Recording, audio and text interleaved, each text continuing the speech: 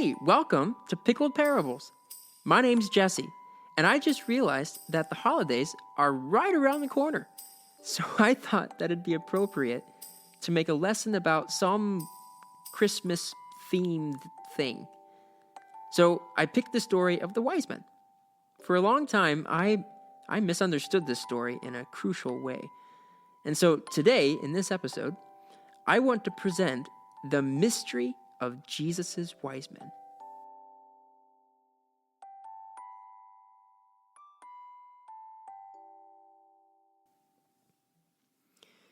For a long time, I considered the story of the wise men to be something like an insignificant Bible legend. It's there, it's in the Bible, but it's only in one of the Gospels. Not a lot of detail is given about who these people were. And for me, as an outsider looking in, it just seems kind of mysterious. This story is short, it's really short. Hardly any detail is given. It seems like a misnomer. The whole story is often easily misunderstood because it just doesn't give us a lot to work with. A famous Christmas carol describes the wise men as "we three kings of Orient are bearing gifts. We traverse afar, field and fountain, moor and mountain, following yonder star." So just from those 4 lines, we get more detail packed in here than in the actual story. From the song, we think of 3 kings from Orient nations, countries within Asia. They're traveling in order to bring gifts to someone. They have to travel through fields and fountains and moors and mountains, and they travel in the direction. They follow a yonder star. I think this is a fairly classic understanding of the wise men. You see, because of the lack of details, our imaginations want to fill in the blanks. We want to know, who were these guys? Where were they from? Why did they follow a star? That's a great one. That's a good question. Why did they pick a star and then begin to follow it? What's the point of this story? So that's what I want to look at today. I want to uncover the mystery of Jesus' wise men. The story is only mentioned in the Gospel of Mark. Of the 4 Gospels, especially between Matthew, Mark, and Luke, there are many repeated stories. And often, if there's a story that is told in each Gospel, like it keeps repeating, that's something that is of significant notice. However, it's important to note that each Gospel writer had a specific goal in mind. For instance, the author and editors of John wanted to provide an account that would bring people to trust in Jesus as the Christ. It's kind of detailed. It's written near the end of the book. It says, "Now Jesus did many other signs in the presence of the disciples, which are not written in this book, but these are written so that you may believe that Jesus is the Christ, the Son of God, and that by believing you may have life in his name." The author and editors of Luke wanted to provide an orderly narrative of the accomplishments of Jesus. It's clearly written for Gentile converts who never met Jesus. This is noted at the very beginning of the book.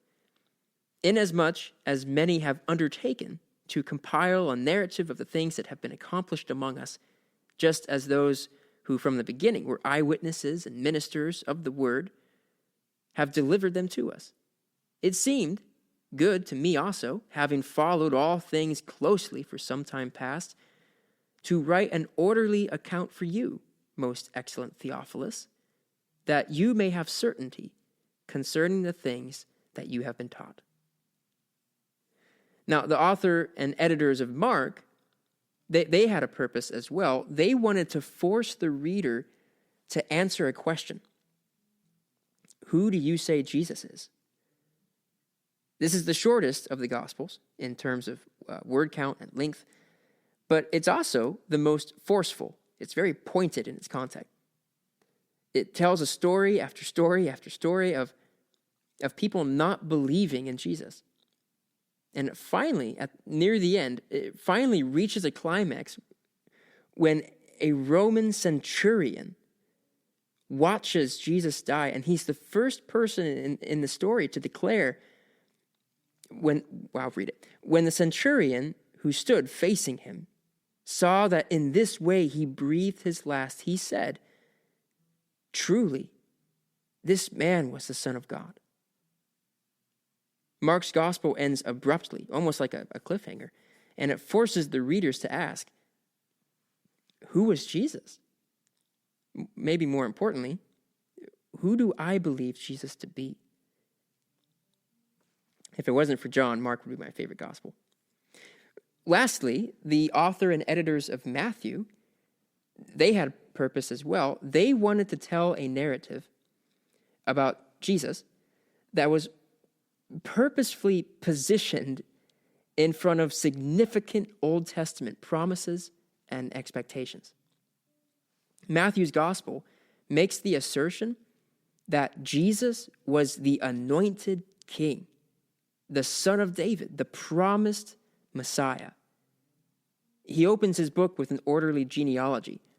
It's split up into 3 sections, going from Abraham to David, from David to the deportation to Babylon, and from Babylon to the birth of Jesus. Each of these 3 sections is arranged by 14 generations. His point is that he's being a little artsy, and he's pointing out that Jesus comes from a long line of kings and leaders, rulers. Even the wording around this genealogy makes the straightforward assertion that Jesus is the promised king from the Old Testament. The first verse in the book says, the book of the genealogy of Jesus Christ, the son of David, the son of Abraham.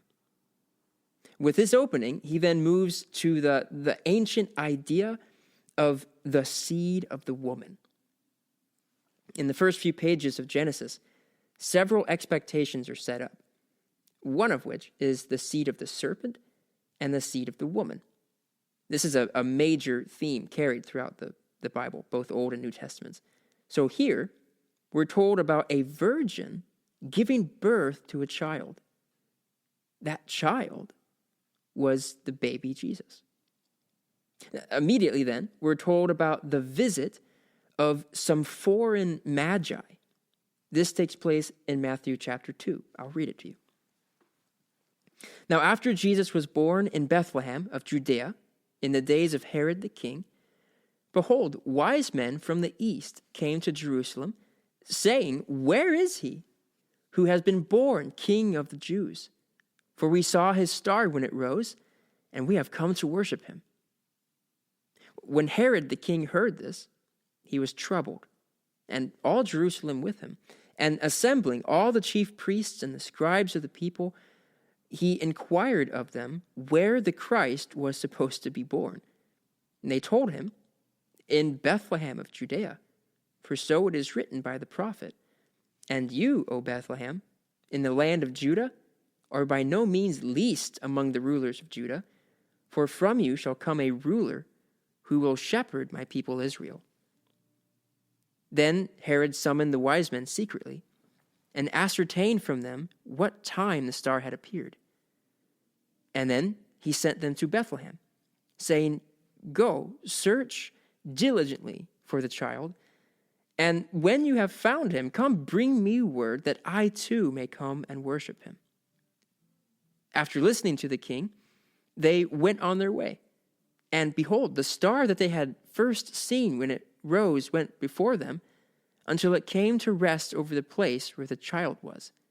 When they saw the star, they rejoiced exceedingly with great joy. And going into the house, they saw the child with Mary, his mother, and they fell down and worshipped him. Then, opening their treasures, they offered him gifts, gold and frankincense and myrrh.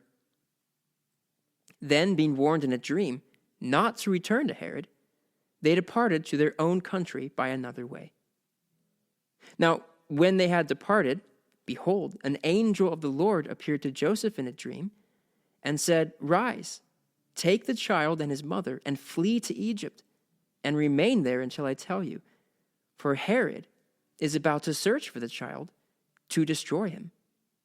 And he rose and took the child and his mother by night and departed to Egypt, and remained there until the death of Herod. This was to fulfill what the Lord had spoken by the prophet, "Out of Egypt I called my son." You can probably tell just from those verses that the story of the wise men is not a story about the wise men. It's a story about Jesus. Biblical authors are always careful about the details that they provide because it kind of it helps direct the attention to what they want to emphasize. So think about the details that we don't know about the wise men. We don't know how many there were. We don't know what any of their names were. We don't know where specifically they came from. It's very general, the East. We're told that the star of the Jewish king, the apparent star that they followed to Jerusalem. That's weird. The wise men are treated like a supporting character. They are adding weight to something. So within this story, let's make some observations. First, this story is sandwiched between two prophecies that are being or have been fulfilled. The first one is about where this king of the Jews, where this promised Messiah is supposed to be born. He was supposed to be born in a little town called Bethlehem. The second prophecy is about the Messiah going to Egypt and then being called out of it. So this immediate context adds to what has come before it. And number two, here's something else that we can see from the story. The wise men went to a house, not to a stable. So in the most basic sense, this means that this is a different place than when the shepherds came to visit. That story is not recorded in Matthew. It's only in the Gospel of Luke. But in that story, shepherds came the night of Jesus' birth to a stable. We can also see that the wise men started following this star once it first appeared. So that means that it appeared some amount of time ago. We can also see that Herod was trying to ascertain from them when the star appeared. So it seems that this is not the night of Jesus' birth. Something else that we can notice is that Herod feels threatened. And it's interesting. It's not just Herod, but the whole city of Jerusalem. Now, why would Herod feel threatened by a so-called king of the Jews? That's a rather messy question with a pretty long historical answer. But essentially, he was scared of losing his job. Herod had worked really hard to become the ruler of this area. He had defended it from people who wanted to overthrow him. He had even killed people for it. I mean, he'd killed relatives in order to keep his position. But now, apparently, there was someone who might actually have a legitimate claim of rulership. People were coming out of the country to see him. And that's disruptive. Herod might lose everything that he had built for himself. And that, at the very least, is something that we can learn from. Jesus is disruptive when he comes into people's lives because he brings a righteousness that we don't have. People can have different reactions to Jesus. They can become excited or feel threatened. The wise men felt excited. They wanted to worship Jesus. But Herod felt threatened. He wanted to kill Jesus. So Herod tried to trick the wise men, and then he sent them on their way.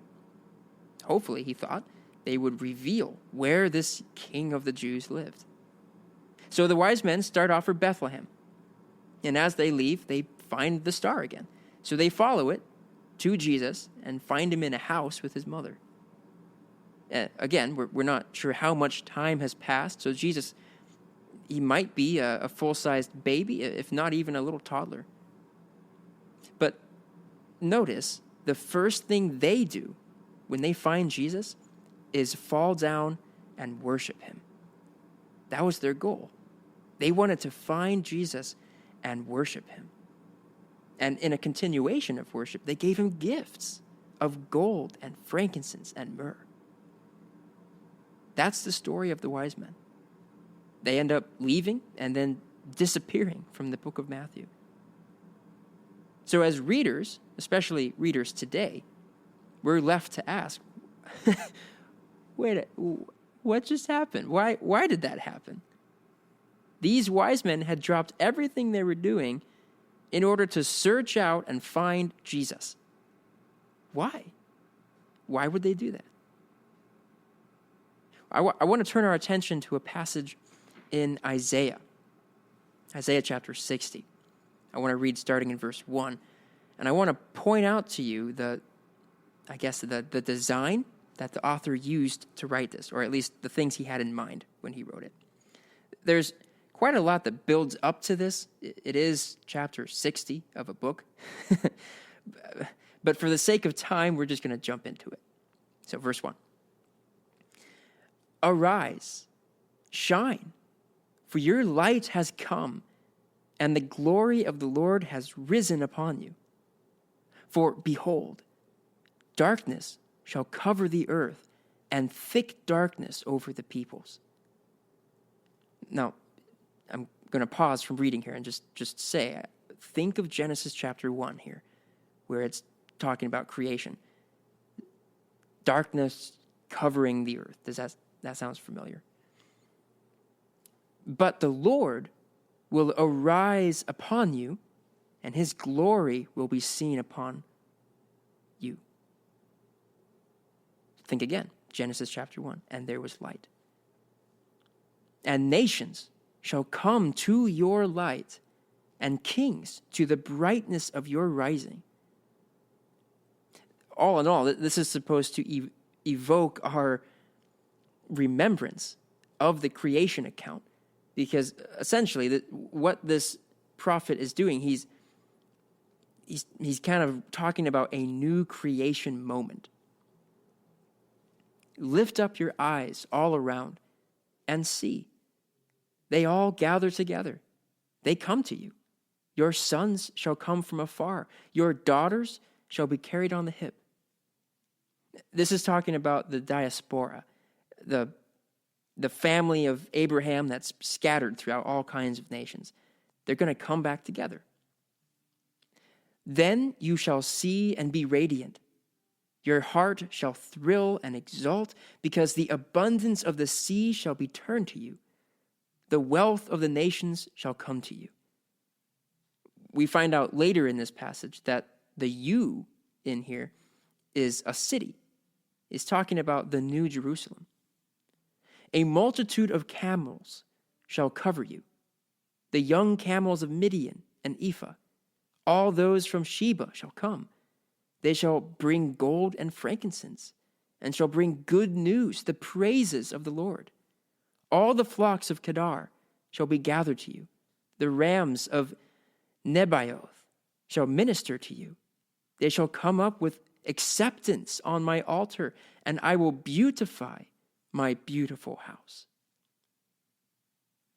This prophetic poem is about the unification of Abraham's family.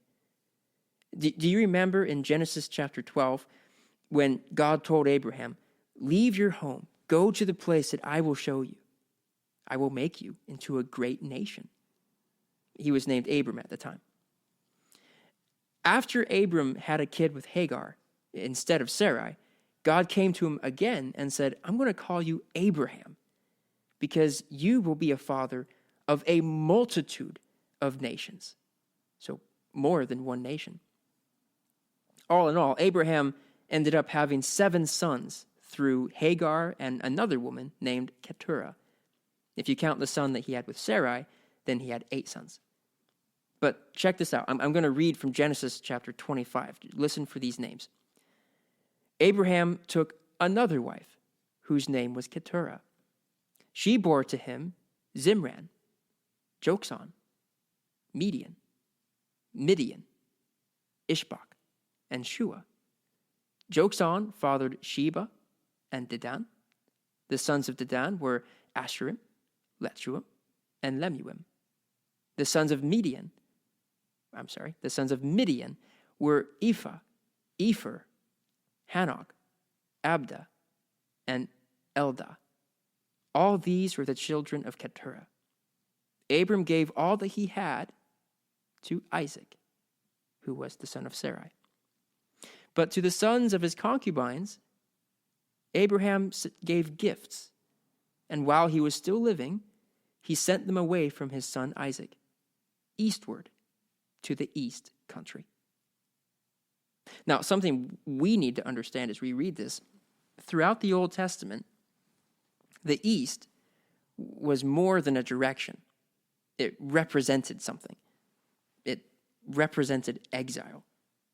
Abraham sent these people away. These were a people of exile. They had been sent away, not just from Abraham, but they had been sent away from Isaac, who was the promised son that God gave to Abraham. But when we read Isaiah chapter 60, there's some names that sound kind of familiar. Listen again. A multitude of camels shall cover you, the young camels of Midian and Ephah. All those from Sheba shall come. They shall bring gold and frankincense, and shall bring good news, the praises of the Lord. All the flocks of Kedar shall be gathered to you. The rams of Nebaioth shall minister to you. They shall come up with acceptance on my altar, and I will beautify my beautiful house. These are people from the eastern exile coming back with acceptance. Now, we don't know who the wise men were. We don't know their nationalities. We don't even know their names. That could kind of give us a hint. We could think, that name kind of sounds like it would fit in this culture, and it kind of give us clues. But we don't even know their names. We only know the direction that they came from, the east. With this lack of detail, we could make all kinds of speculations about them. But that's not the point of their story. The wise men represent the reach of the Messiah. Jesus, the Messiah, was not just a king for Israel, but he came through Israel for the whole world. And that's what the Gospel of Matthew wanted to show by including this in its book. Jesus is the Messiah, the promised person of the Old Testament, and he came to be king of the whole world, even king over those in exile. Thank you for listening to Pickled Parables. If you enjoyed this message, please rate us, subscribe, and share with your friends. If you're interested in more things like this, check out our secondary podcast called My Dusty Bible. To stay up to date with all things Parable, follow us on Instagram at parable_ministries and visit our website at parableministries.com. Parable is a volunteer organization, and we would deeply appreciate your prayers. Thank you for joining us today. We'll catch you later.